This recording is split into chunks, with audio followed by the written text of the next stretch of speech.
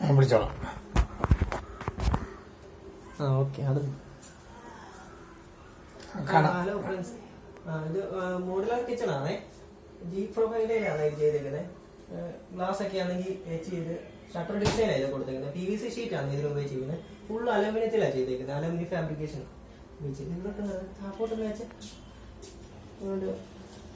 ഡ്രോയറാണേ. ഡ്രോയറേ, സ്പൂണും നൈഫും ഒക്കെ വെക്കാൻ, പ്ലേറ്റ് ഒക്കെ വെക്കുന്ന ഡ്രോയർ.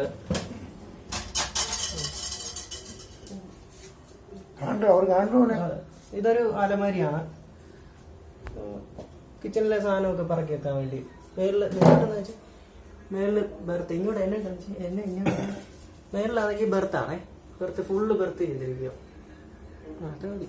ഇരുള് കണ്ടോനെ മതി.